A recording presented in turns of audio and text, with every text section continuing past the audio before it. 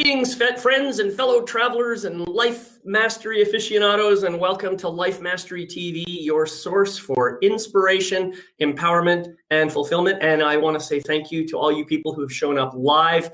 Remember, you can communicate with us by talking, by using the chat, and we will do our best to respond to your comments and questions and so forth. So my name is David McLeod. I am your life mastery coach, your magnificence mentor, and your shadow shaman. And I'm also the author of the book, A Life to Die For, which I really would love to have you pick a copy up. You know, it's available on Amazon. Today, we have a real interesting topic, and as you can see, a really amazing guest. Creativity is a concept that's not that easy to define succinctly. But it seems that everybody knows what it is, even if they can't maybe describe it so well. It's something that we all possess. It's a part of our essential nature. And yet some people believe that they're not very creative at all. They may have experienced failure or criticism when trying something new, and as a result, decided to protect themselves from the corresponding pain by refusing to try again. Well, no matter what you might believe about your own creativity, the one thing I can tell you is that you are far more creative than you can possibly imagine. And today I'm thrilled to bring back another wonderful friend and associate to the program to help us reconnect to our creative nature and increase the joy in life. My guest is a motivational public figure whose inspirational posts are well known worldwide. I was just looking at her Facebook page today, and it turns out that Circles of Inspiration has now touched the lives of nearly 800,000 people. So I just want you to just feel into that for a moment. It's very impressive. We're getting close in on 1 million here. But she's a real dynamo and an inspirational leader as well, who has followed her calling to truly make a global change in the world, which she does on a daily basis through her primary labor of love, the Wellness Universe, the world's first one-stop online directory and resource center to support and promote whole health and well-being on a global scale. This unprecedented platform connects world changers to seekers of total wellness. So please join me in welcoming the delightful and inspiring Anna Pereira to our show. Welcome, Anna. Thank you so much for being here today. Hi, David. It is such a pleasure to be here with you. Thank you so much for this opportunity again. And just want to say to everybody who's joined us, hello, and thank you for joining us live. So excited. Yeah. Well, this is not your first walk through this park. I know you've been here once before. In fact, I think when I first started doing this, or when I restarted doing Life Mastery TV, you were one of my first guests almost a year ago now. Wow. And today actually marks episode number 150 of Life Mastery TV. Congratulations. So it's kind of a special, milestone, and I want to thank you for being my guest on this show. I am honored. Thanks, David. Well, you're most welcome. And, as one of the members of your Wellness Universe Leadership Council, I know just how very busy and just go you are. And I want people to know just how dedicated you are to helping all world changers to get their messages out there. I mean, just over 2 weeks ago, I found myself in a position where one of my scheduled guests had a scheduling conflict. So I was running around trying to find a replacement for today's show. And after getting a series of no responses from a few people, I reached out to you, and you didn't even hesitate to say yes. Even though you seem to be working about 63 hours per day, I don't know how you do it. 65. You still managed to find time to squeeze in an appearance on this show. So I'm really, really grateful. And I want people to understand just how much you give here, and just to really honor you for that. So thank you again. And, I'm feeling the love right now. I'm feeling it back, and thank you. I mean, that's what I'm all about, David, the whole Wellness Universe, the whole purpose of why it was built is because I was inspired to help world changers change the world. So who would I be not to support you or to support our Wellness Universe world changers? I mean, that's what I'm here for. And especially the ones that support me the most. You're one of my biggest supporters. Thank you very much. Yeah. And of course I would be here for you as long as I wasn't in the bathtub or something like that. Of course. Oh, we can work around that, I'm sure. That could be a lot of fun.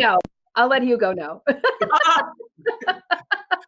Anyway, I know that you are really, really passionate about this concept and the subject of creativity. I know it's something that you've been, involved in for a big part of your life.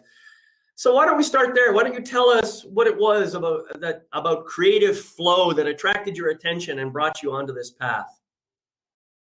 Onto this path, or why was I inspired to talk about it today? No, about creativity in general. That's Oh, something that's been that's big. obviously, yeah, it's been driving you for quite a few years, and I just want to understand, where did that come from? That's all.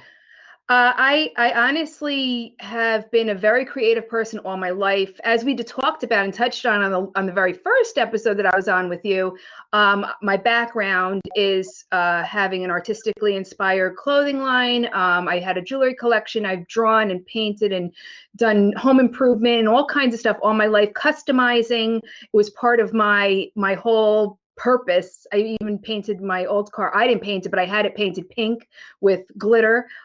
So customization and the need to be different and the need to not stand out, but express myself and to share what was on the inside, on the outside, really allowed me to, I want to say the word, exploit my creativity or explore my creativity and really, just get comfortable with it. It's always been one of my modalities to show up and share my joy with the world. It was through my creativity. Yeah, yeah. Well, something you said here that I just want to draw attention to, and I think it's a very important piece. You were looking for a mechanism, an outlet to express yourself. Now you said to express myself, but I really think you meant to express myself as if, and I want to highlight that because that's really what creativity is. I think that's just my perspective. Creativity is an expression of who we are right now in this moment. So, today you might create something, tomorrow you might create something different, and the day after that, something completely different. Each one of those represents a kind of snapshot, if you like, of who you are choosing to be right then and there in that moment. So that's a beautiful thing to say. Thank you so much for that. And so you were doing clothing, you said, and hey, Oh, look at that. my rainbow just fell. I'll leave it. Well, we have a tilted rainbow. It's a tilted rainbow. My poor little rainbow. I'll make sure it doesn't fall off. There you go. Hey, this is real life, folks. That's right. This is real life, and that's what happens, and it's okay. And I'm just going to tilt. No, I guess I would have to tilt The word that way. smiling really wanted to get in the picture. You upstager, you. That word smiling. Right. So that's really what I think the nature of creativity is. It's like there's a flow within us that always wants to keep expressing. And so if we have this belief that we're maybe not creative, it might have something to do with how we feel about who we really are, or maybe some beliefs about or limitations about what we think we are. Oh yeah. So, let's start with that. Let's talk a little bit about that. And how did you find that creativity helped you to express yourself more? Well, first, I want to address the facts, these couple of points that you were making. And I think that when people are really, number one, perfectionists, or, well, sometimes some perfectionists also are very extroverted. So they're very creative in the way that they express themselves. But sometimes you're scared of being judged. So you don't want to tap into that creativity or at least express that creativity. Like the person who's in their bedroom singing into their hairbrush their entire life when they are really like the next Whitney Houston, but they decide to stay in their room instead of coming out. Right. So I think that a couple of the things that, might stifle creativity is our judgment of ourselves or our fear of being judged. And I want to say that when I was younger, I was bullied for a myriad of reasons. I was, but there was one thing that everyone always knew me for, Anna the artist. Everyone always knew me as Anna the artist in school. That was my thing. So for me, the way when I expressed myself through being artistic, that really gave me strength and gave me confidence. And I think that that's one of the really great attributes when you tap into your creativity and you own it. and you own the way you're expressing it, whether it be the written word, whether it be song, whether it be coming up with a great project or product for your business. This all takes creativity. This all takes visionary work. This all takes inspiration, but putting it into action, I believe, is really where, it gives you the confidence to keep digging deeper. And like what you were saying before, it might show up at one day like this, and the next day like this, and the next day like this. And as you were saying that, I was saying, now that's why I can never make a recipe the same twice. Because I'm always making it differently.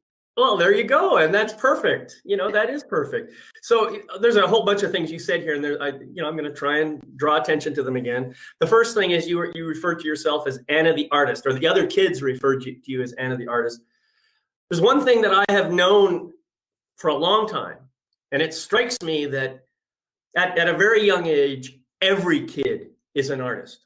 Mm-hmm. In fact, kids will do things that just boggle the mind in terms of creativity and self-expression.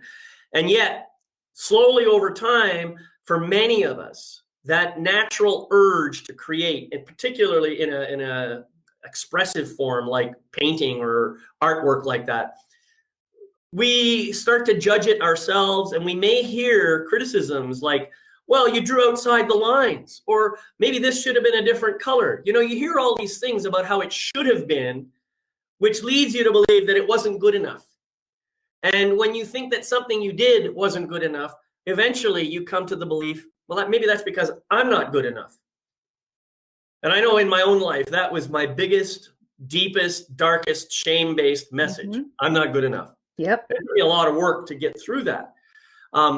So that's one thing I wanted to mention. And I think that's a common occurrence for everybody. So really, I hate to be trite about it, but really, you got to get over it. Mm-hmm. And getting over it means getting down to the truth of who you really are and understanding that you are a divine, magnificent, unlimited spiritual being of light and love. You just happen to be having this shared human experience with everybody. So if you can get down to that truth, then you will learn to express yourself and be the person that you are meant to be and share the truth of who you are without any concern for what they might think about it. That may take an instant for you if you're, depending on what kind of person you are. It may take 20 years or 30 years like it did for me. And that's just the way it is, but every person's journey ultimately gets down to that place, and then the creativity can really begin to flow again. So, yeah, Anna the artist. Yeah. And Victoria the artist, and Astrid the artist, and Elise the artist, and I'm not sure I'm going to say this one right, Heike the artist, and Jenny the artist, and on and on and on and on down the list. Every one of us is an artist in one way or another. So let's tap into our artistness. And speaking of tapping into it, how would you recommend to people to do that? How can you help people to tap in, tune in to their creative flow? Well, oh my gosh, I have tons of ways. First of all, if you've become so programmed, like you were mentioning, as we get older and we come away from self-expression because we're in fear of being judged, or we've been programmed to do something a certain way, because the whole point of creativity is to be different, to be unique, to put it out there and not worry about what anybody says. So there's that, number one. My first tip, or one way, would just be to tap in and say, who cares? Let me just do something. Let me take up ceramics. And there's no wrong way to slap on paint onto a ceramic. You just got to put on enough layers so once it gets fired, it doesn't all get fired off in the kiln. But, there's no one way to do something. And that's the key to understanding how epic your creative force can be. Because when you create something, it is different and unique.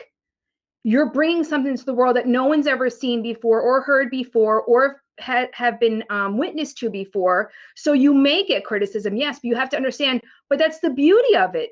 That's the beauty of it. Like the Wellness Universe, when we created it, some people were actually threatened by it. Believe it or not, people were threatened by it, thinking like, oh, what are they trying to do? Oh, is that like a cult or something? Like there was so much, because when you're doing something new and different, you are going to get different opinions about what you're doing. Don't worry about that. Like David said, who cares? Just go for it. Just get in there and know, before I do this, I don't care what, I have no expectations of the result. I just need to get it out of me.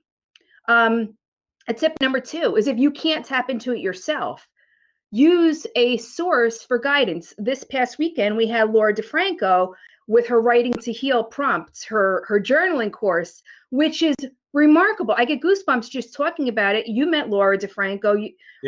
She's amazing, and she is great. So get someone to facilitate your creativity, whether it's writing, whether it's art, whether it's you becoming better at your business and you get a business coach. Get someone to facilitate your creativity, because they're the ones who are going to ask you the right questions, get you in the right mindset to allow you to tap into that. It's like, you can't go swimming. Well, you can go swimming when, you can go swimming in your wedding dress if you want, but typically you got to put the bathing suit on to go swimming. So there's certain things you have to do sometimes to trick yourself to know it's okay to do the next thing that this relates to. So I would say, go out and get yourself a coach. Go out and and get a journal. Go out and do the things that you need to do. Watch a YouTube video. Go to the Wellness Universe and get inspired, and learn how to pull it out of yourself, because some people need guidance and some people need to feel it's okay. And these are the steps. Some people have different ways of learning. Some people have different ways of sharing. And that's a really great way to tap into your creativity, is to get someone to help you through and guide you to, getting something out, whether it's a product or a service or something tangible, or real actual art. You know what I mean? But those are a couple of the tips that I have. That's great. And, as you were speaking, you were talking about getting some guidance, getting some help. And, you just reminded me of a process that I have for helping people to write poetry. And I have done this in groups, but just in the moment that you were speaking, it occurred to me, why can't I offer this right here on Learn It Live? I could create a virtual scenario where we go through the exercises, and who knows, people might come away with some really interesting stuff that they hadn't thought that they might ever create. Mm-hmm. And the idea is not that it has to be perfect, that it has to have a particular end result. The idea is to just simply allow people to express themselves in the most natural way possible. And there's all kinds of different things you can do for that to happen. Yeah. And the other thing that you talked about at the first part of your response was, you were talking about fear of being judged, or having an opinion or criticism or whatever. The one thing I'd like to say about the criticism, how people might criticize what you're doing, I think if we can come to an understanding of this, we'll be a lot less worried about this criticism. When I did a podcast about this on my Life Mastery Wisdom program called, what did I call it? Believe It or Not. And it's really about belief systems. Now, the thing is, every single one of us on the planet, without any exception, we have beliefs. And those beliefs, like it or not, automatically create a limitation. So the moment I believe X, I am less likely to believe Y, especially if Y is in contradiction to X. So when I believe X, I'm not even willing to listen to Y. I'll probably shut it down immediately. I'll make some story that it's just not worth listening to.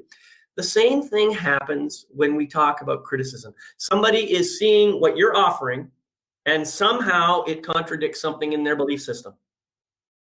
And so their belief system gets triggered. They react and they speak from that belief system without really paying attention to what it is you've done.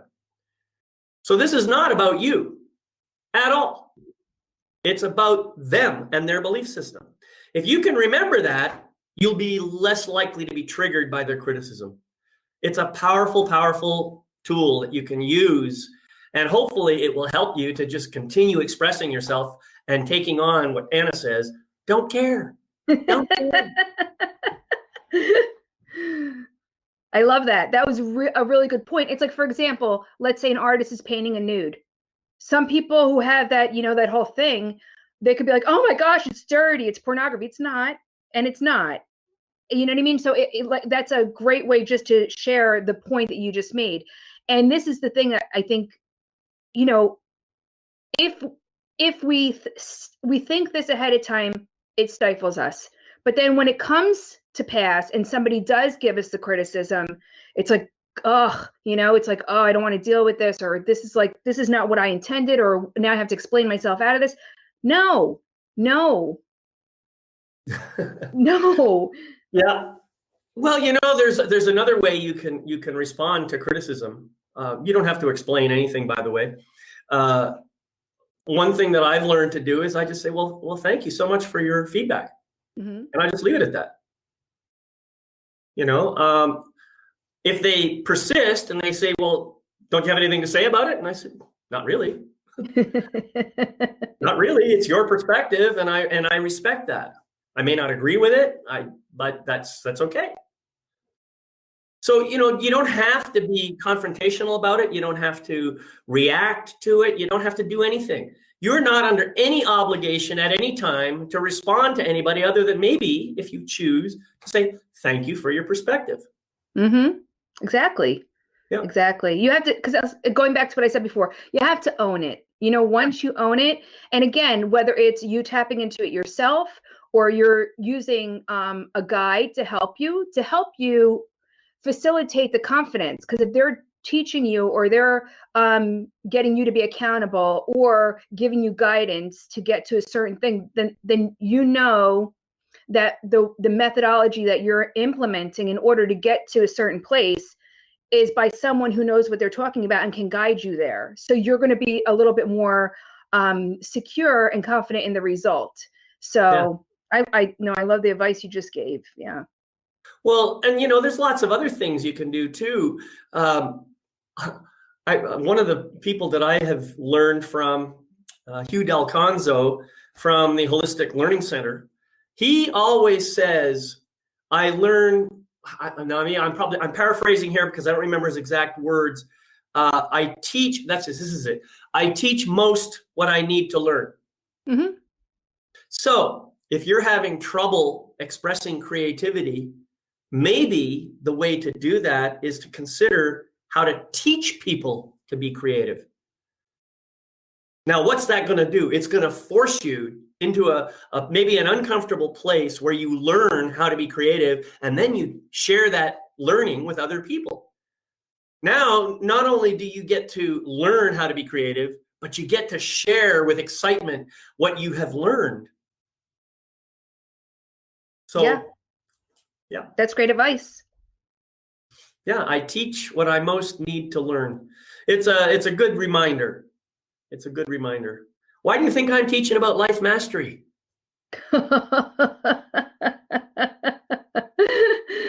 Exactly. You know, I'm no expert on life mastery. I'm learning this too. But I have already learned a lot, and I want to share that. And I got way more to learn. I have learned how much I have no idea about. You know, I love that. Yeah, I think we're all in the same boat ultimately. Yeah. And especially those of us on the wellness universe. We're here to help people in some way. We're here to help them heal past wounds. We're to help them learn how to express themselves, how to get up on stage and speak, how to share music in the world. I mean, we're here to help people become and express who they really are. That's ultimately what we're all here for. And no single one of us has all the answers. That's why there's so many of us on this platform. This is true. And I love that. I was thinking about that the other day. If everyone just, those paintings that are made up of just dots, they're just dots of color. Mm-hmm. And then if you step back, then you see the image, because they're all little dots. That's like what we are, and all of us we bring our little dot to the wellness universe. But then if you step back and it's like, oh my gosh, it's like, wow, that's a beautiful dot of magenta. That's a beautiful dot of red. And that's wonderful. But then you step back when they're all, in perfect formation. It creates this beautiful picture like an apple, you know what I mean? And you don't realize how many shades of red and magenta and yellow and green are all in that painting. And this is what I feel, that, you know, we all bring something, and yet we all contribute to the whole because of our unique way that we express ourselves, our unique way that we bring what we have inside to the world, and, you know, through the wellness universe. That was great. Thanks, David. Yeah, I know it's a beautiful analogy, and apparently Jenny likes it. Thanks, Jenny. No, she's talking about goosebumps, and in fact, she's talking about the dots. You know, do you see that? and in fact, I think that's a really good way of thinking of it, because in our minds we imagine these dots to be separate from one another, different, but they're more like goosebumps. They're just raised elements that are connected to an undercurrent, an ocean of beautiful, amazing color. They just happen to be magically appearing as dots for this moment, okay? Because really, there is no separation. That's completely an illusion. So, yeah. I love these discussions. I just never know where they're going to go because they're so much fun. And imagine if people didn't tap into their creativity. You know what I mean? Because it's, you know, other people are talking about life mastery on the wellness universe, right, David? I mean, you know, other people are talking about, you know, ways to, you know, raise your vibe, you know, develop yourself, transform. But it's the unique way, and that can only be, it can only be expressed through the individual. Like playing guitar. A guitar is a guitar. It's the way it's played. It's an instrument. Your creativity becomes the way you play your instrument. It's the way you're playing, your passion and your inspiration is expressed.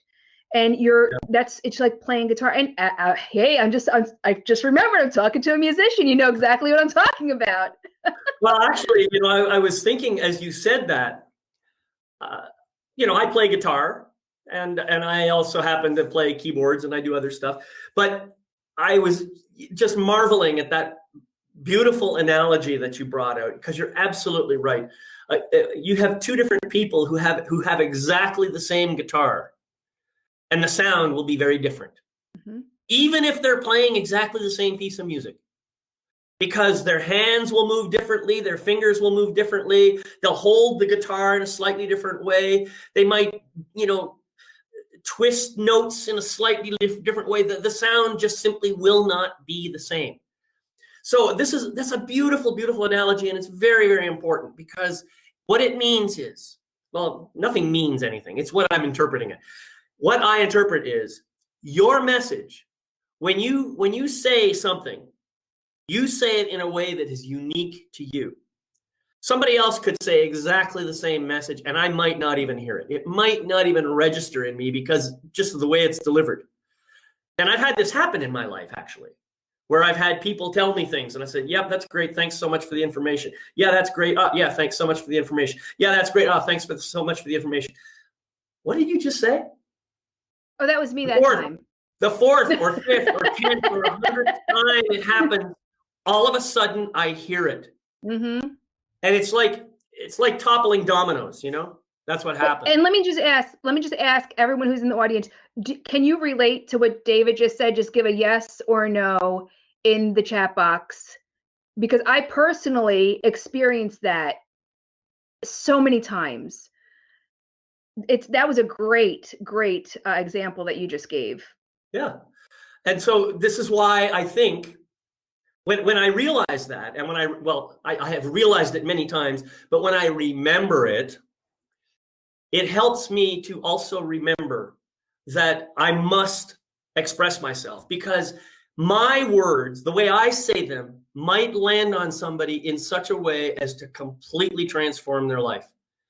That's not necessarily what I'm trying to do when I say my words, but I know that if they hear it from me, it might be just that one domino that topples everything for them. So we are not only harming ourselves by withholding the light and the creativity and the beauty and the magnificence that we have within us, we're also shortchanging everybody else. Exactly.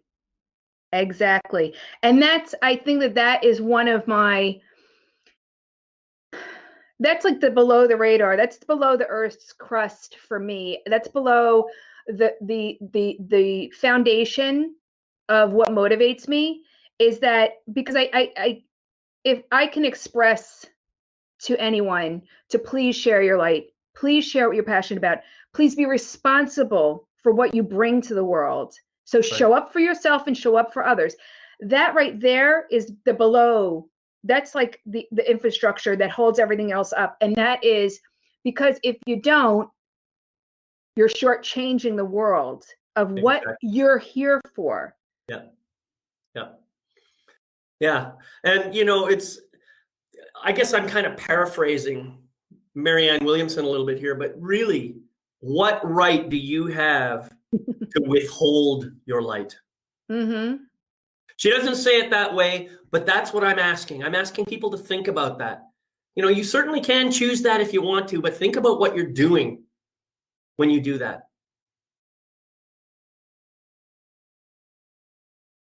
And and the benefits are many. It's not just that you touch other lives and you inspire others, because just with the Wellness Universe, I literally have had people say to me, by you creating this and me finding the space to express myself and to come together with like-minded and like-hearted people, you literally saved my life, because they had a tribe.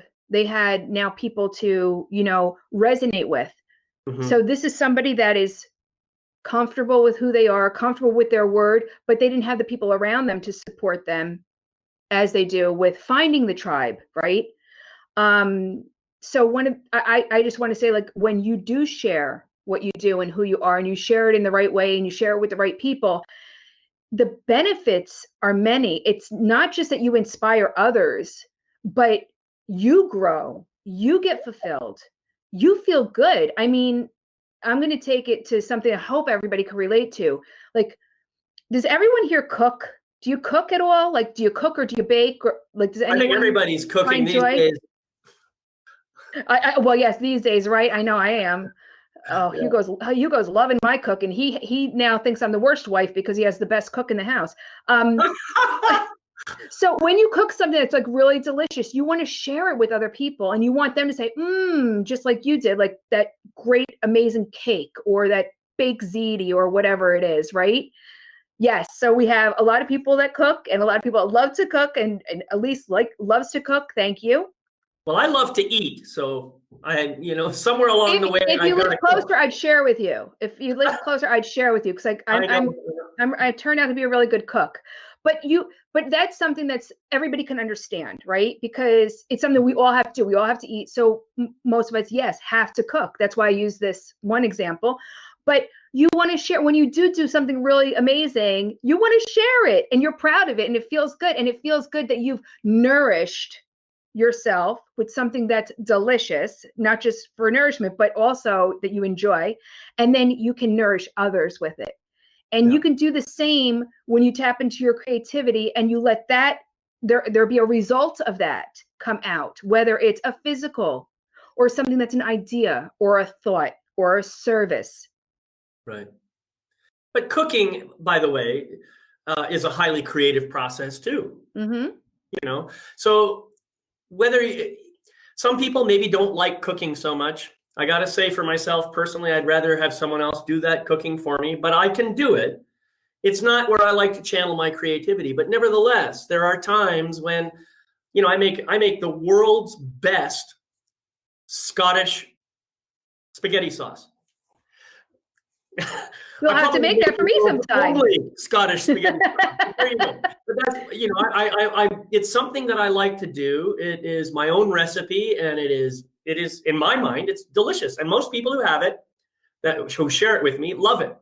So it is possible, even if you're doing something that maybe is more of a chore than an actual pastime, you can still bring that same level of creativity to it and let it flow from you and become a labor of love. And I think really that is the key ingredient, isn't it? If you can bring love into whatever you're doing, it's going to be magical, even if it is imperfect. Yes, for sure. For sure. Yeah.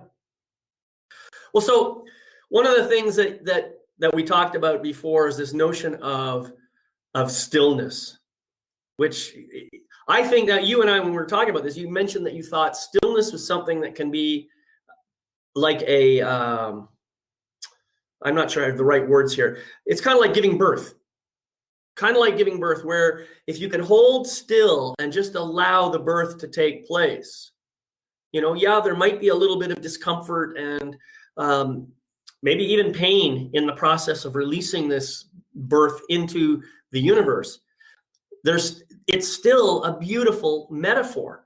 And if we can just be still and be present to that process, we can allow it to unfold like magic right before our eyes. Mm-hmm.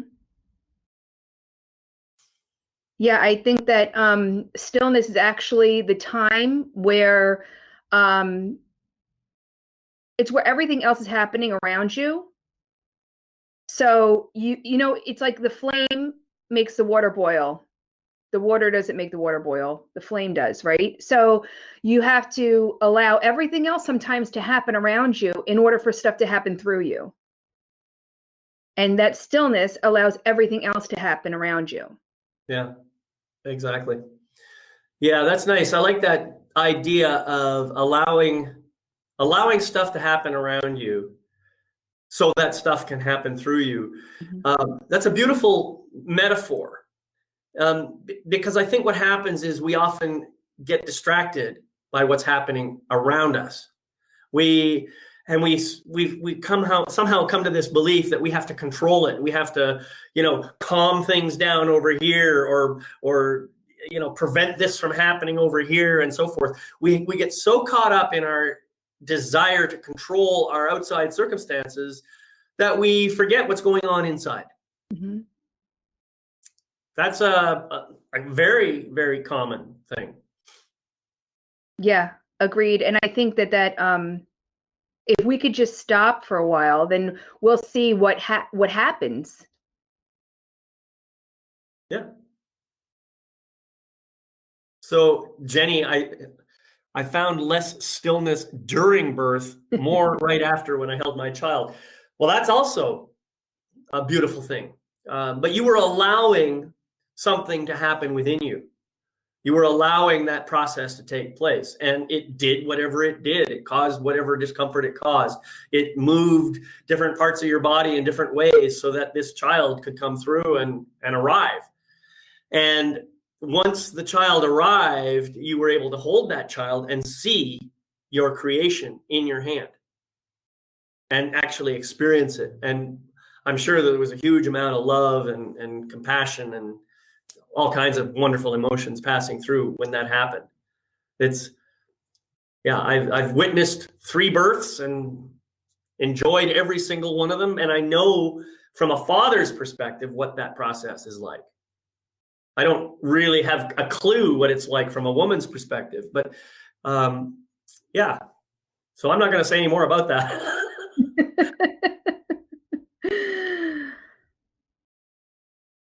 Yeah, but that's obviously, birthing a baby, creating that and seeing the result of 9 months of hard work.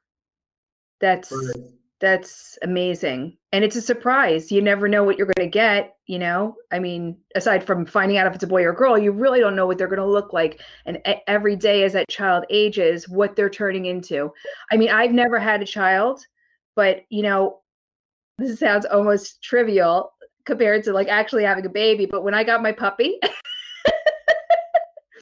when I got Natasha, which she lived to be almost 17, my pit bull, when I first got her, she was just a couple weeks old, and I would look at her and I'd be like, oh my gosh, what is she going to look like? How big is she going to get? How, do I have enough room in the house for her? You think of all these things. So with a child, like, you can only, especially from when they're born, you never know what color eyes they're going to have, what color hair they're actually going to have as an adult, are they straight hair, curly hair, tall, short, what are their talents going to be? So, that's really amazing. And, you helped create all of that when you gave birth. Yeah. Well, there's something else here, another tiny aspect that I wanted to, when you mentioned 9 months, it just triggered the thought. No 2 children are born in exactly the same time frame. The birthing process takes whatever time it takes. This is called kairos time in Greek. And it means, it's like how long it takes a flower to bloom, how long it takes a seed to grow into a tree. Each unique expression of that takes its own amount of time. You cannot say it's going to take X amount of time. Mm-hmm. You can't plan on that. Now, we make an average out of it, and we call it 9 months. That's the approximate gestation time for a human baby, right? So the same thing is true of any creation that you want to bring into the world. It will take the time that it takes. So there's no point in trying to rush it. There's no point in trying to force it to happen in a particular way. All of this has to be allowed. And I think this is what you're talking about with the stillness process. Forget about what's happening outside. Forget about the story about when this is supposed to be done. Just let it come into being. And I think this is one of the problems that we have in work environments where we create deadlines for projects to be completed. Well, that stifles creativity. Because if you really do have a wonderful idea and you say the thing's got to be ready here at this point in time, but the gestation period is going to take it out to this point in time, So we have to be open to the possibility that we have chronos time, which is the time on the clock, right? And then we have this kairos time, which is how long something takes. And we're trying to balance those two elements together. I think that gives way to some conflicts that people have to address and grapple with. First of all, there is the reality of having to get something done by a certain amount of time, but knowing when you do have something that you can allow yourself the time it takes, like authors. Great authors know that not to put too much pressure on themselves. Some write their book in a week. Some takes 10 years, 20 years. So you have to, be aware, have an awareness before you go into something, knowing how long it'll take. Now, if it is something that you're creating that is very dependent on your livelihood, you have to be very careful and really be a good project manager, have a good plan and strategy around you if you're, giving birth to something that has to keep a roof over your head, for example. But if you're birthing something that is truly the creative process and really doesn't have to be on a timeline, don't put pressure on yourself, like you said, Right. Because it's important for it to really come out the way it's supposed to come out. And that is the best way. Because like you said, when there are timelines, when there are deadlines, that does stifle. Because number one, it puts pressure on you from out of the gate. It puts a pressure on you and an added stress. So if you can take that away as much as you can, project managing is a great way to, allow creativity to flow. Then that would help. But if you can, and there is really no deadline per se, don't put one on yourself. Let it flow. Just let it come through you. Yep. No, this is great advice. And yes, this is part of the thing I said about trying to balance kairos versus chronos. And this is a process that we all have to deal with in all kinds of different areas of our lives. I can certainly relate to the book writing process. That took me a couple of years. I'm not one of I can write an article in a few days, but a full book, man, that was a long process. And part of that has to do with, not only am I trying to bring the creative spark and the beauty into the book, but I'm also trying to put the editor's hat on and look at it and say, does this need to be modified? Does this need to be moved? All these kinds of, things. And so, some judgment is coming into play and some criticism and all that. Some of it is necessary, but the thing is, you're going to do the same. You're going to end up criticizing your own work, but whatever you do, criticize lovingly. Come at it from a place of, wow, I really love this. And it could be this way if you added this. That's a whole different kind of approach, saying it should look like that. Mm-hmm. So just remember, compassion, love, gentleness, those can really help the process in a big way. That's great advice. And again, going back to that whole thing, you know, and being a writer and being an author, you really get this.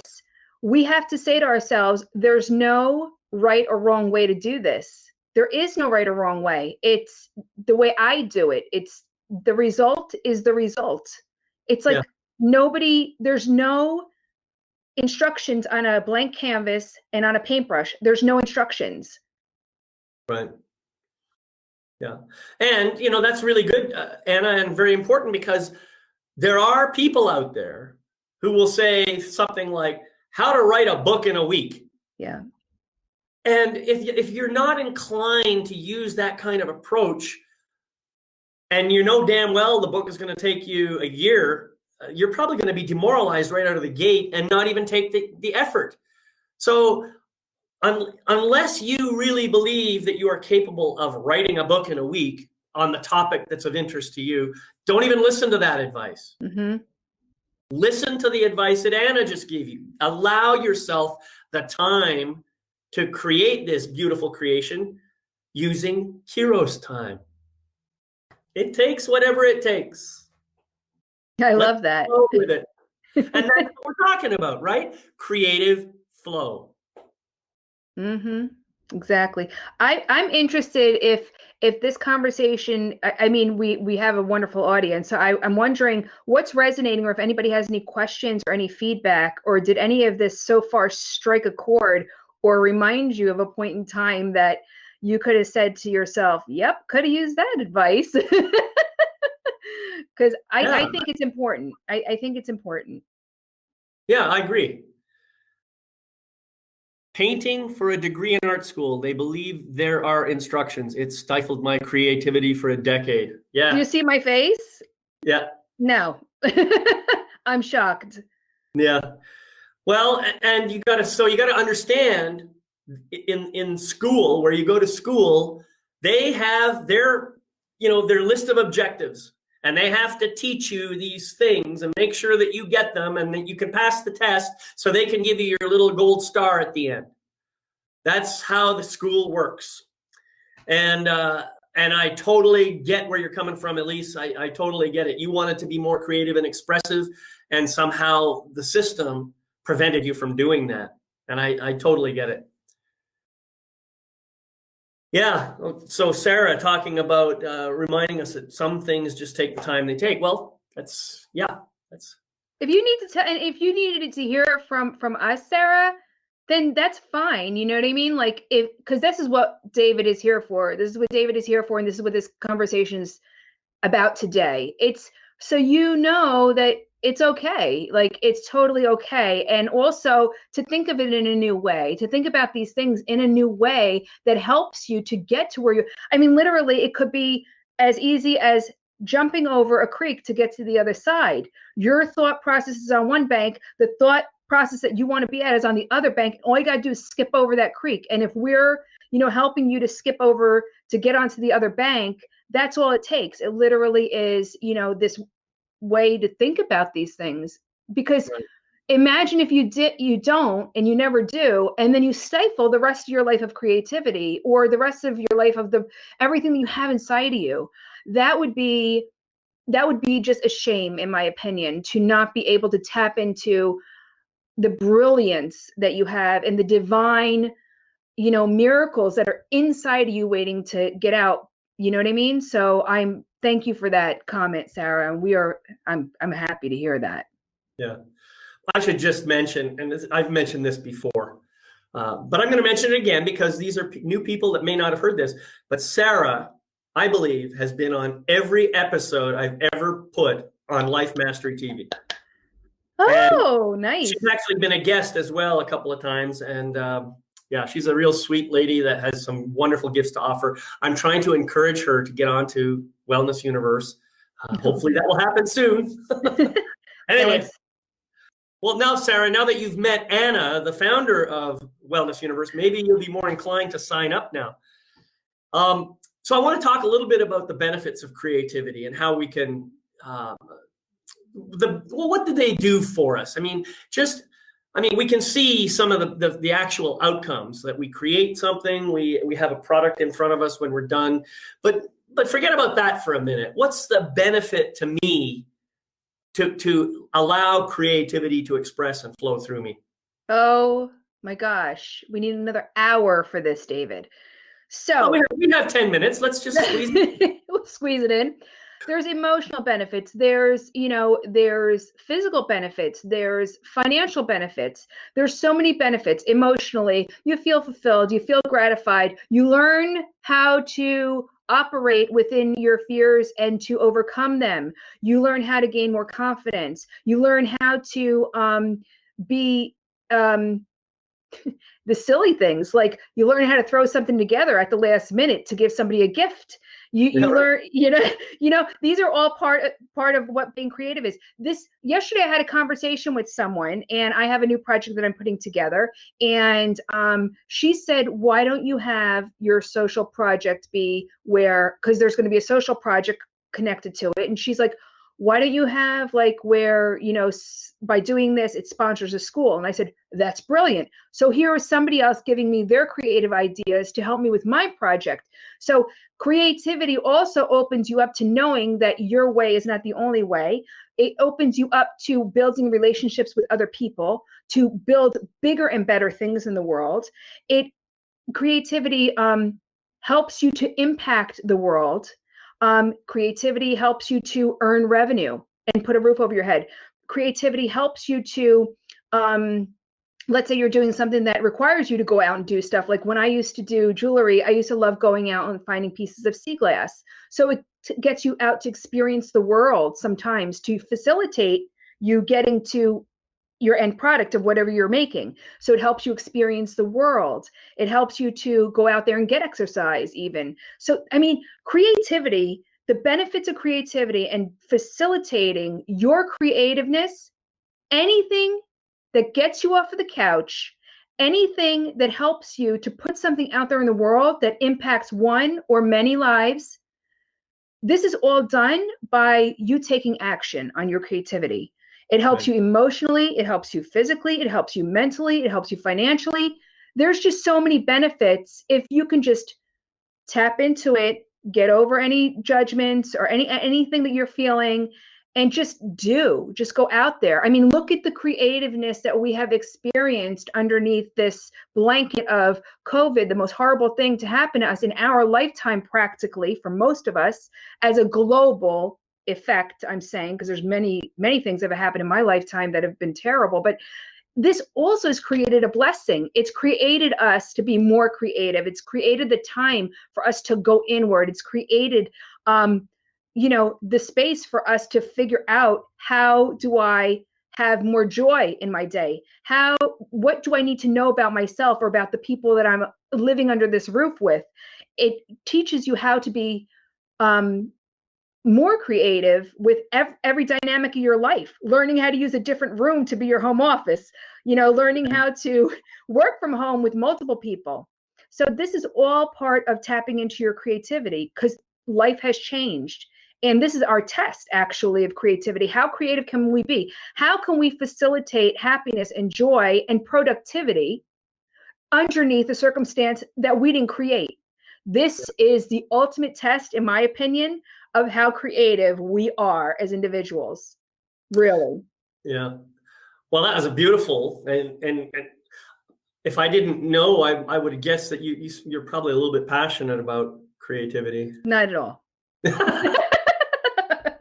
Yeah. Well, there's a couple of things there that I think are important. And in my mind, we use the phrase creative flow as the title for this episode. And what I want people to understand is the moment you get totally involved in whatever it is you're doing to be creative, you are focused. You're in this place of focus and presence. And when that happens, you're not really thinking about, geez, did I pay that bill? Oh my goodness, what's going to happen? You're not thinking about stuff like that. You are right here, right now. You are doing something that is very important to you in the process of just being in the creation. That in itself is a form of flow right there. And flow, in my terminology, is nothing more than presence in action. So you are in the process of doing something. You're doing, but you're present while doing. Okay? This is really, really important. And I think the benefits just come from that alone. The moment you are fully present, then you're not dwelling on the past, and you're not worrying about the future. So you're immediately released from any fear that might be around. That just kind of disappears. And what happens is you settle into a kind of a contentment place, a place of happiness, just natural joy. And from there, your stress goes away, your endorphins start to rise, all the good things start happening. Oxytocin comes into your system. You just feel happier. All of this stuff is physiological benefit to you. And it's really, really important. So get creating. I wanted to respond to Sue's. She had a comment here. She said, as an author, how do you handle completing your project and then your friends are not interested in reading? Well, let's all just take a breath about that. First of all, one of the things that I would recommend is when you go to create something, try not to have an attachment to a particular outcome. The moment you have an expectation of how it's all going to look, that's just going to make the process that much more unpleasant. So eliminate that from your agenda. Then when you're done, now you can just simply say, here is my creation. Would you like to look at it? And if they say no, okay, cool. It doesn't mean they don't ever want to look at it. It doesn't mean they're not interested in it. It only means that right now, I'm not interested. So just allow that to go. That just is going to happen. I remember when I was, before I published my book, I was trying to get a few people to read it for me. I had plenty of people who said, sure, I'll be happy to read it for you and give you some feedback. Well, do you want to know how many of those people didn't follow through? Let me tell you, about half of them did not follow through. I just release it. I just say, okay, they didn't follow through. Who knows? They got other things going on in their lives. They've got things that are important, and maybe they forget about it. They just didn't give it a high enough priority. So I have some options. I can get on their case about it, or I can just simply release it. So there's something to think about. That would be my suggestion. My 2 cents on that is find new friends. No, I'm only kidding. I'm totally kidding. How awful is that? No, but I just want to chime in with when I had my clothing line, which we've discussed before. It was in the basement of this house, my art studio, and I used to paint them downstairs, airbrush, everything downstairs. And my circle didn't understand what it was to be an entrepreneur, to have my own business, to do everything. And I didn't have the tribe around me in order to facilitate me having good mental well-being, because I didn't feel the support. That's why I created the Wellness Universe, because I personally knew what it is when you don't have that support. So I'm speaking to you as someone who's creative, someone who's authored their book, that you need to find a few people that do support you, that do understand how important it is to you to read it, so you can get the feedback, just so you feel, oh my gosh, somebody actually read it. I totally get that. Like, everyone wants their book to be read or their painting to be viewed. You know, it's like the little kid that is ecstatic when you put their crayon drawing on the refrigerator, right? I mean, you do it in hopes to impact, but like David said, release any expectation. You need to do that, yes. Emotionally, it's really good when we do have somebody give us some feedback or somebody read what we wrote, yes. So I would say, try to find a few people, try to find a book club, or try to find, in the Wellness Universe, we have the book launch club, and we have actually a group of people that support each other, that are authors and look forward to supporting each other. So it's hard when it's our friends, because our friends and our family, first and foremost, are usually the ones that understand us the least, because they have their perceived notions and beliefs of who we are, and we start doing something different that's not who we are to them. So sometimes they're the hardest ones to win over. I don't know if you watched like Bohemian Rhapsody and Freddie Mercury's dad, or Elton John and his family. These people were superstars. They ruled the world in music, and they didn't even have the love of their family. So you have to understand that when you say your friends and your family, those are sometimes the ones that are the biggest hurdles. And to us, they hurt us. It hurts us the most that they don't want to be involved. Right. But, you know, I'm sorry. Okay, I was going on. I'm done with that. No. Look at this is beautiful, and it brings up a lot of points that I'm sure we could talk about. For example, virtually everyone goes through this issue that Suze was talking about. Yeah. You know, the ones that are closest to us seem to be the ones that hurt us the most. That happens all the time. And I'm just suggesting that if we can release any expectations from the people that are closest to us, we can reduce the pain that we experience ourselves. I wanted to also honor Jenny with that idea of, what did she say? A small thing, but being cooped up in the house with 5 adults, 2 cats, and a dog, I am trying to create ways to keep everyone upbeat and smiling. Yesterday, I put googly eyes all over the house, on plants, the kettle, etc. I love that, Jenny. As they are discovered. Yeah, I love that. So, you know, the final piece that I'd like to talk about is how we can cultivate a practice of creativity. And I think Jenny's point just talks about that. How can I have some fun in this situation? And if you just ask the question in that way, how can I, it's amazing how quickly the answer can come to you. You know, how can I create, I don't care what it might be. How can I create a story about kids who have a fun adventure? Or maybe that's it. Or how can I bring my love of costume jewelry to people? How can I do that? And just explore the possibilities. So the creativity can be about how to build a business, or the creativity can be how to create the stuff that you're trying to sell, or the creativity can be about how you learn to communicate with people, to tell them what it is you're sharing. I mean, all of this is part of the creative process. So enjoy it. Dive into it. When you ask yourself the question, remember to write down the answers. I mean, how often do we ask a question, we get a great answer, and then we forget about it because we forgot to write it down? That's what's great about voice notes. That's right. Yeah. There's all kinds of ways you can work towards cultivating a practice of creativity. And one thing that I would recommend is begin cultivating ideas about how to cultivate a practice to create stuff. You see what I just did there? I twisted everything all around in a big giant. But I got you, David. I understood. Well, and I mean, this has been absolutely fabulous. I've had such a wonderful time talking to you and sharing space with you. And, you know, here we are. It's like just over an hour already. So we're going to have to wrap up here, and I want to, you know, do this in a good way. Is there anything else that you would like to share with people before I close out?